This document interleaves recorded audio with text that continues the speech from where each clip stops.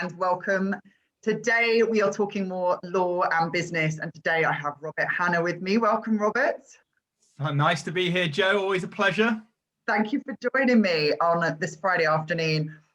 KC Partners. So tell me a little bit about KC Partners. Why did you set off on your own, and give us a little bit of context relating to, I guess, your career, but I would say your business, really. Tell us about your business. Yeah, so just to prefix, so I've always been in recruitment. So I started my recruitment career in 2008. I have this uncanny knack of surviving recessions and pandemics now. So I started my recruitment career in the 2008 Lehman's crash, and then I've been running my business throughout a pandemic. So why did I start to set up my legal recruitment business is because I had a lot of recruitment experience, and I got to about 6 to 10 years of experience. I'd worked in different sectors. I always knew I wanted to do something in the legal space because my grandfather ran a very successful law firm in the UK during the 1950s. Interesting. And so where I'm from originally, Leicester was the second richest city in the UK outside of London at the time. So he had a lot of commercial and hosiery trade and lots of businesses that he was able to build up a successful practice. So when I was youngster in my teens, I was in the law firm. I was doing all the stapling, the photocopying, the stuff that really made the law firm tick. And so, you know, the linchpin of that role. So I wanted to ensure that I could keep the family legacy connected to law. So I co-founded the business in 2016, and it was really to try and carry on the mantle. I thought I had all this recruitment experience. I always knew I wanted to have my own business. I always knew I wanted to do something where I could carry that family legacy forward. So that's how KC Partners was eventually born in 2016 of April. So that's the sort of family plotted history behind it all. I love this story bit because I saw that on your website, and I was literally thinking, I wonder why it's called KC Partners, and it said, how is that linked to your grandfather? Is that what his so the C side of that was the car. So he was called Peter Henry Frederick Carr. So yeah, it was named after mine and my business partner's maternal grandparents. Very interesting. Love it. I'm always fascinated by how people come up with names and the kind of connection to the meaning behind it, because it actually drives you forward, doesn't it? There's something about, there's some meaning to it. Well, I think so many businesses don't have a why. And I think that's so important to have a why.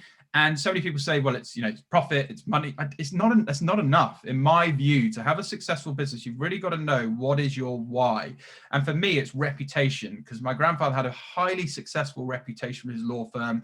Everyone respected him, and he did so well. So I thought, well, I need to emulate and improve in the digital 2021 era, what he did when it was fax machines and smoking in offices and very old school. I'm trying to do that in the new school digital world and maintain that reputation. So that's what drives me. It's like, whatever I do, it needs to be to my absolute best of my ability. It needs to ensure that we're creating an environment where people can really know, trust, like us, and be really, really super relatable. So yeah, that's what's important to me. It's about that reputation and carrying on that legacy. I love that. I mean, I love the legacy piece and bringing that family piece in as well. When you say your why and you say it's reputation, I mean, for me, that's as simple as it gets. Like, right, my why is reputation. What does then, it's interesting, just before we were talking, like, before we pressed record and I said about trashing reputation, because reputation in this industry, it's remarkably important. You will have a reputation for something, won't you? It may be good and it may be bad. People are always going to have a reputation. What does that reputation mean to you? Like, what do you want a reputation for? And how has social media helped you with the reputational piece? Because I know that's obviously a big, legally speaking, your big podcast. Tell me a little bit about that and how that supports you towards your why. Yeah, I think reputation for me is somebody that is known and trusted. I think trust is such, you know, relationships are so important in any business.